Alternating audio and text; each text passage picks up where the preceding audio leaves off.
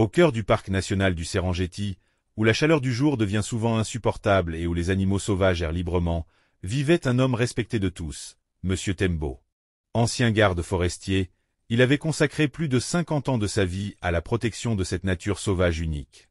Même après sa retraite, il patrouillait chaque jour dans son vieux véhicule poussiéreux, le cœur rempli de dévouement et le regard attentif à chaque détail de la nature. Les jeunes employés de la réserve sollicitaient souvent ses conseils. Il était plus qu'un mentor, un véritable archiviste vivant du savoir sur la flore, la faune et les dangers que représentaient les braconniers. Ce qui lui tenait particulièrement à cœur, c'étaient les vieux animaux de la zone de sécurité, ceux qui ne pouvaient plus suivre les troupeaux. Malgré la chaleur croissante, atteignant parfois 45 degrés Celsius, et sa santé déclinante, Monsieur Tembo ne renonçait jamais à ses rondes. Chaque arbre, chaque animal, chaque sentier avait pour lui une signification, un souvenir, une histoire. Ce matin-là, le soleil brillait avec intensité sur la savane infinie. De nombreux animaux s'étaient réfugiés à l'ombre des grands arbres, mais Tembo avait un but, le rhinocéros blessé qu'il avait repéré la veille. Lentement, son véhicule cahotait sur la route poussiéreuse pendant que la sueur lui ruisselait sur le visage. La climatisation était hors d'usage depuis des années, mais jamais il ne s'en était plaint. Lorsqu'il atteignit l'endroit où reposait le rhinocéros, il s'arrêta, descendit et l'observa à distance, le regard rempli d'inquiétude. La blessure sur son flanc semblait toujours menaçante. Avec précaution, Tembo s'approcha, les yeux emplis d'amour et de compassion pour l'animal massif. Il se souvint du jour où il avait trouvé ce rhinocéros, alors qu'il n'était encore qu'un veau pris dans un piège. Il l'avait nourri à la main jusqu'à ce qu'il soit assez fort pour vivre seul. Un lien particulier s'était formé, le même qui le ramenait aujourd'hui auprès de lui. Soudain, une douleur aiguë transperça sa poitrine. Ses jambes cédèrent, la terre se rapprocha. Étourdi, suffocant, il tomba à genoux, luttant pour respirer. Le visage livide, ses pensées s'embrouillèrent. Des images de son passé défilèrent devant lui. Ses premières années de garde, le premier éléphant sauvé des braconniers, les rires de ses enfants. Non loin de là, ses collègues Sifo et Kato travaillaient. Un appel faible les fit se redresser. Ils accoururent et le trouvèrent effondré dans l'herbe. Sifo tâta son pouls, sentit le cœur battre à toute allure. Kato fouilla désespérément à la recherche du médicament cardiaque de Tembo, en vain. Apparemment, l'ancien garde l'avait oublié dans sa précipitation. La chaleur ondoyait au sol, et le temps semblait suspendu. Sifo attrapa immédiatement la radio et appela le quartier général. Tous interrompirent leur travail. Un véhicule spécial fut dépêché. Lorsque le véhicule arriva, Tembo fut chargé avec précaution. Sifo ne quitta pas son côté, répétant sans cesse son nom, mais ses yeux se fermaient lentement, son souffle devenait irrégulier. À l'infirmerie, les médecins commencèrent aussitôt les manœuvres de réanimation. Un défibrillateur fut utilisé. Des minutes tendues s'écoulèrent, puis le médecin en chef prononça à voix basse les mots que personne ne voulait entendre. Il nous a quittés. Un silence pesant s'abattit sur le bâtiment. La nouvelle se répandit comme une traînée de poudre. Les employés accoururent, bouleversés, incrédules. La perte était immense. Monsieur Tembo n'était pas qu'un collègue, il était une légende vivante, un pilier moral pour toute la réserve. Sa famille fut informée, et selon ses souhaits, les funérailles devaient se tenir sur place, parmi les animaux et les gens à qui il avait consacré sa vie. Les préparatifs commencèrent dès ce jour. Une cérémonie selon les anciennes traditions fut organisée pour rendre hommage à la vie de cet homme hors du commun. La chaleur du jour fit place à une fraîcheur silencieuse du soir, mais le deuil restait palpable.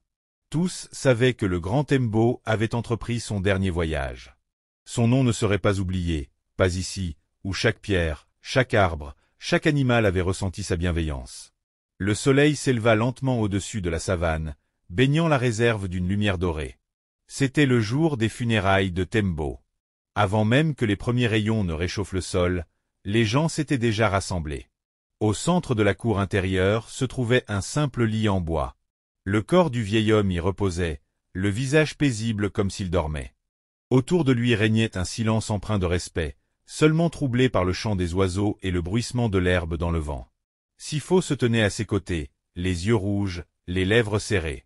Sa main tremblante reposait sur celle du vieux garde. Les souvenirs l'envahirent. Tembo enseignant un jeune garde à lire les traces des éléphants, Tembo racontant des histoires le soir dans la station, Tembo apaisant les conflits d'une voix calme, sans jamais perdre foi en l'homme ou en l'animal.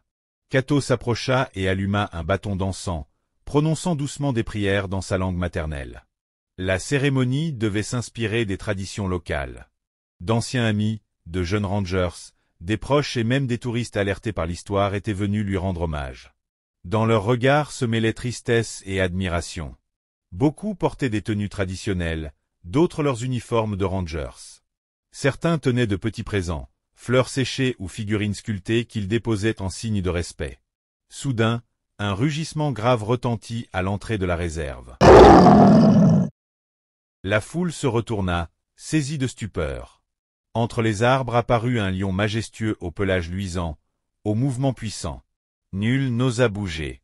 C'était un mâle grand et impressionnant. Les rangers saisirent instinctivement leur radio, mais Sifo leva la main pour leur demander d'attendre. Le lion s'avança lentement au milieu de la foule. Son regard était calme, sans hostilité, mais déterminé. Il se dirigea droit vers le lit de bois. Tous s'écartèrent, laissant l'animal passer.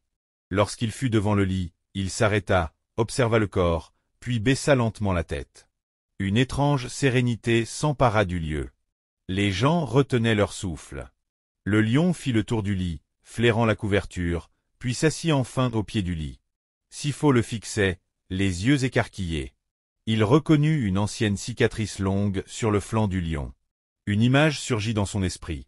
15 ans plus tôt, un groupe de lions avait été piégé, et Tembo, avec Sifo, avait sauvé un mâle blessé. Il l'avait soigné, nourri, relâché.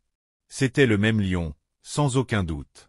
La prise de conscience frappa tout le monde comme un éclair. Le lion était venu faire ses adieux. Il avait senti que son sauveur était mort, peut-être l'avait-il observé de loin durant toutes ces années, et maintenant, il revenait pour dire merci une dernière fois.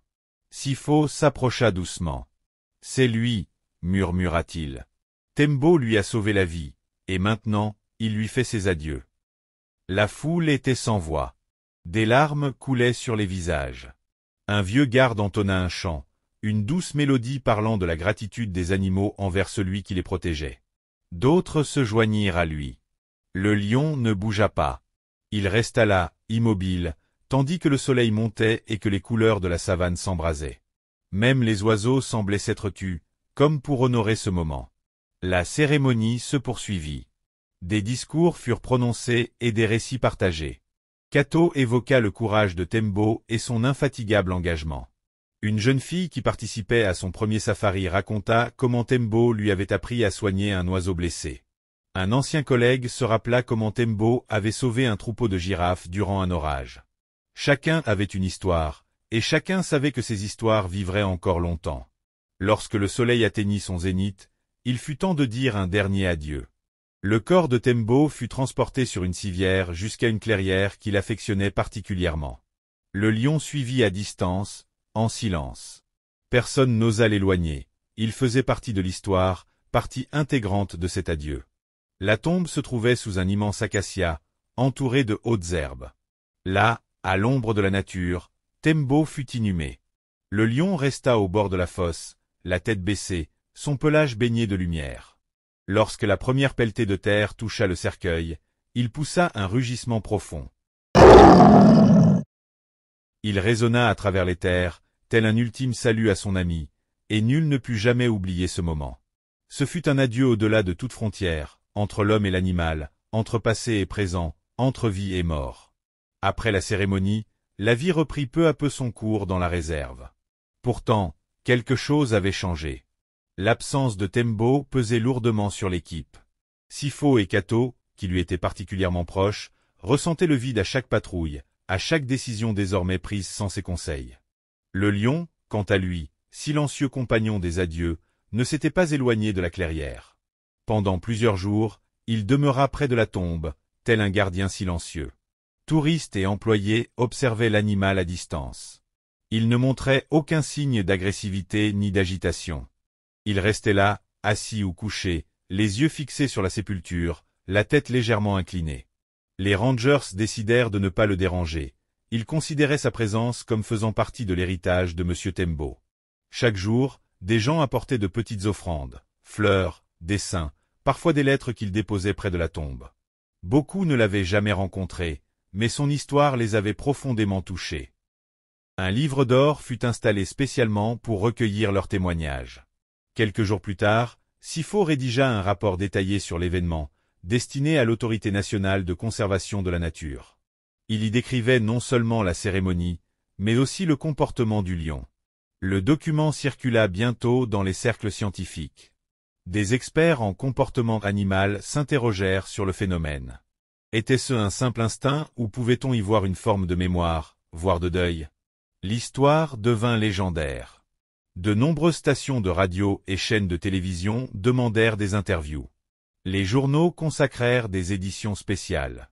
Une célèbre photographe animalière fit le voyage pour immortaliser l'image du lion près de la tombe. Sa photo, prise à l'aube, montrait le lion, tête baissée, entouré par la brume matinale. Elle fit le tour du monde, parut dans des magazines, des journaux et sur les plateformes numériques sous le titre « Le lion et son sauveur ». La vie de Tembo devint un symbole de compassion, de dévouement et du lien profond entre l'homme et la nature. Une équipe de documentaristes se mit à recueillir du matériel pour retracer sa vie et son œuvre à l'écran. La direction de la réserve décida de créer un mémorial au pied du grand acacia. Une stèle de pierre fut érigée. On pouvait y lire « Ici repose Monsieur Tembo, un ami des animaux, un gardien de la nature ». En dessous, une citation qu'il aimait répéter. Celui qui comprend la nature ne se sent jamais seul. Autour de la pierre, un petit jardin fut aménagé, composé de plantes locales que Tembo affectionnait. Un panneau en bois expliquait l'importance du site commémoratif en plusieurs langues. Les habitants du coin commencèrent à venir régulièrement sur les lieux. Beaucoup amenaient leurs enfants, leur racontant l'histoire de ce vieil homme qui avait dédié sa vie à la savane. De petits rituels naquirent, une chanson chantée au coucher du soleil, l'allumage de lanternes les nuits de pleine lune. Les enfants donnèrent un nom au lion, Simba Tembo, le lion de Tembo. Le nom se répandit rapidement. Il devint un souvenir vivant, un pont entre passé et présent.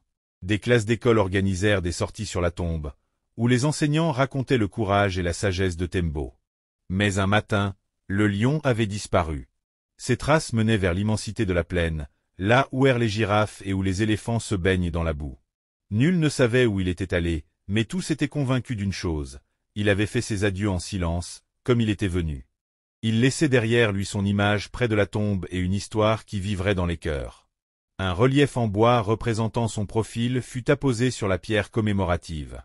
Sifo et Kato reprirent leurs fonctions, mais ils le firent avec une force nouvelle, portés par la certitude que l'esprit de Tembo les accompagnait. Ils formèrent de jeunes rangers, racontèrent encore et encore son histoire, et chaque fois qu'ils passaient devant la tombe, ils s'arrêtaient un instant, comme pour écouter ses conseils.